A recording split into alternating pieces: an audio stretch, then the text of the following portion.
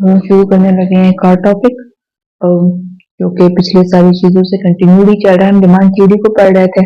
मैंने डिमांड की basic definition बता दी है आप लोगों को। मैंने लॉ ऑफ डिमांड पूरा एक्सप्लेन कर दिया है और इनकम और सब्स्टिट्यूशन इफेक्ट एक्सप्लेन कर दिया है। ठीक है, मगर अब इसको थोड़ा सा मैथमेटिकल वे में लेके चलेंगे। तो मैं अब यहाँ पे आप लोगों को आज एक्सप्लेन कर रही हूँ डिमांड फंक्शन।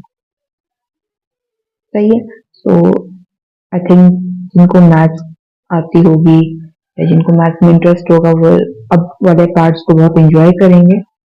डिमांड फंक्शन, ठीक है। So what is demand function? लेकिन डिमांड का तो हमने पढ़ लिया कि डिमांड क्या है, लॉ ऑफ डिमांड क्या है।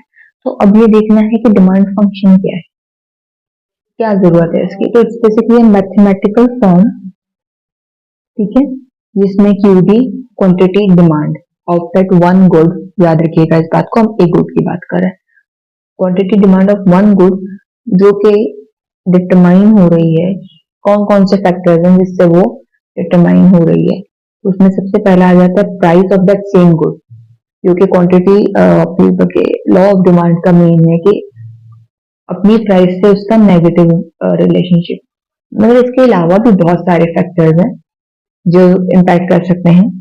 दिस इंक्लूड्स वाई, जो कि इनकम के लिए इकोनॉमिक्स में बहुत फ्रीक्वेंटली यूज होता है। ठीक है, कुछ लोग इसको आई भी लिखते हैं, कुछ एम भी यूज करते हैं, मगर I prefer Y.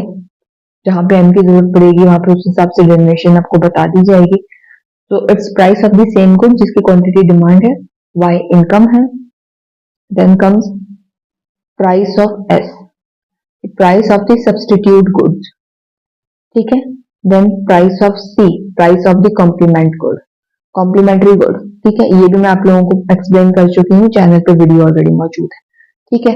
And then comes T, that is the taste and preferences. इसके अलावा भी यहाँ पे मजीद जैसे जैसे डेवलपमेंट हो रही है, इसमें मजीद बहुत सारी चीजें ऐड हो रही हैं, ठीक है। सो क्यूडी तो आपके पास हो गया quantity demand,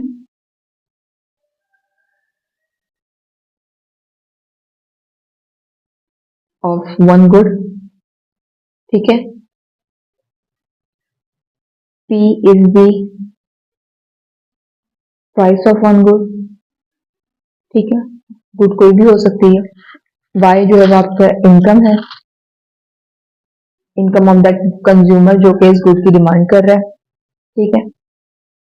PS is the price of substitute good,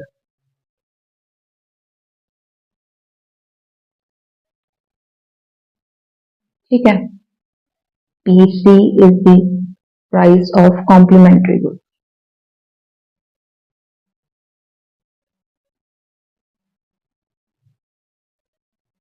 ठीक है।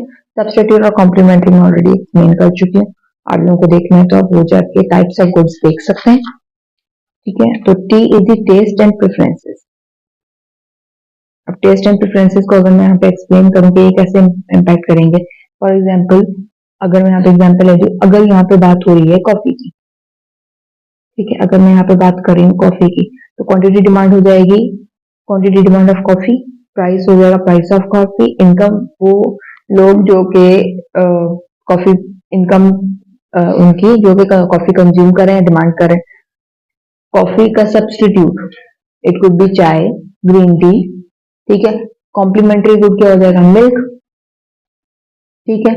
और या चीनी हो जाएगी, स्वीटनर एनी काइंड ऑफ जो आप यूज कर रहे हैं, ठीक है। Then comes taste and preferences. Taste and preferences से क्या मतलब है, ये कैसे इम्पैक्ट करेगा? यानी कि कॉफी मोस्ट प्रोबेबली जो यूज होती है वो होती है सर्दियों में ज्यादा यूज, गर्मियों में इतना यूज नहीं होता है इसका, बिकॉज इसकी नेचर बहुत गर्म होती है। तो सर्दियों में इसकी डिमांड बहुत ज्यादा हो जाएगी, मगर जैसे ही गर्मियां आ जाएंगी लोगों का टेस्ट और इनकी प्रेफरेंसेस चेंज हो जाएंगी। वो अब कॉफी को कंज्यूम नहीं करेंगे, वो हॉट कॉफी के बजाय कोई आइस्ड की तरफ ज्यादा मूव करेंगे। आइस्ड शरबत होगा या एनी काइंड ऑफ जूसेस और शेक्स की तरफ ज्यादा मूव कर जाएंगे। टेस्ट जो है वो चेंज हो जाएगा, ठीक है। सो टेस्ट और प्रेफरेंसेस को एक्सप्लेन करने के लिए मैंने आपको ये एग्जांपल दिए यहाँ पे, ठीक है। तो अब अगर मैं इसको लिखूं एक इक्वेशन की फॉर्म में, एक स्टैंडर्ड इक्वेशन जो होती है, quantity demand is A minus B P, ठीक है। तो क्यूडी आपका हो गया क्वांटिटी डिमांड, पी जो है price of that one good, ठीक है। यानी ये बाकी सारे factors, income, price of substitute goods, complementary goods, stationery preferences, impact ये भी करते हैं, मगर चूंकि हम एक इससे जो है वो पूरा अपना डिमांड कर्व ड्राइव करते हैं, सब करेंगे, तो क्योंकि और ग्राफ जो होता है वो टू साइडेड होता है, तो we need just two of our variables, जो कि फोकस हमारे वेरिएबल्स है। सो ए क्या होगा, ए इज एन इंटरसेप्ट, ठीक है, और बी हो जाएगा स्लोप, ठीक है। इस स्लोप और इंटरसेप्ट को मैं जब इसको ग्राफिकली पूरा एक्सप्लेन कर रही हूँ, उसके अंदर डिटेल में एक्सप्लेन कर दूंगी। इंटरसेप्ट का अगर मतलब ये हो जाएगा कि अगर प्राइस जीरो है, तो यहाँ पे मैं पी को जीरो प्लेस कर दूं, तो क्यू डी विल बी ए, ठीक है। यानी कि प्राइस अगर बिल्कुल जीरो है तो आप फिर भी ए यूनिट जितना जो है वो डिमांड कर रहे हैं, ठीक है। और जब आप प्राइस, ये बी की बात करूं स्लोप, तो स्लोप ये बेसिकली हो जाता है हमारे पास के, खाली इसको मैं आपको नेक्स्ट वाले में एक्सप्लेन करूंगी, इसके अंदर हम लोग बहुत ज्यादा घिसमिच हो जाएगा, ठीक है। तो अगर मैं इसको एक्सप्लेन करूं कि ये बेसिकली लिखा जाएगा, बी होता है change in quantity demand divide by change in P, यानी कि प्राइस के चेंज होने की वजह से क्वांटिटी डिमांड में कितना चेंज आ रहा है, वो होता है बी, ठीक है।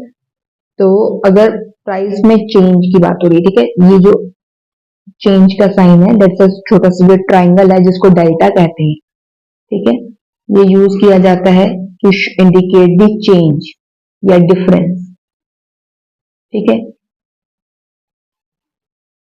तो अगर यहाँ पे मैं इसकी एग्जांपल लूं कि एक प्राइस जो है वो यहाँ पे थी 10 और यहाँ पे वो 12 हो गई है, तो ये रिसेंटली है और ये पुरानी वाली है, ठीक है। अगर मैं इसको एग्जांपल दूं कि ये कल की प्राइस थी, तो इट वाज 5th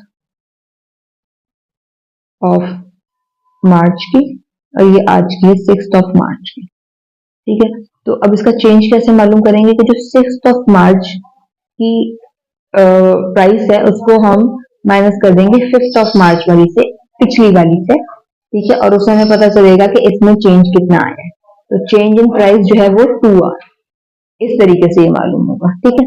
तो उम्मीद करती हूँ ये चीज क्लियर हो गई होगी। तो इसको अब डिटेल में, यानी कि हम इसको किस तरीके से ग्राफिकली लेके जाएंगे, शेड्यूल कैसे बनेगा, हम इसके साथ मजीद ग्राफिकल और मैथमेटिकल एनालिसिस के साथ कैसे करेंगे, ये आगे बहुत इंटरेस्टिंग होने वाला है इंशाल्लाह। प्लीज इसके साथ स्टे ट्यून रहिएगा। उम्मीद करती हूँ ये बेसिक डेफिनेशन और ये बेसिक डिमांड फंक्शन आप लोगों को समझ में आ गया, ठीक है। अब हम आगे मूव कर देंगे।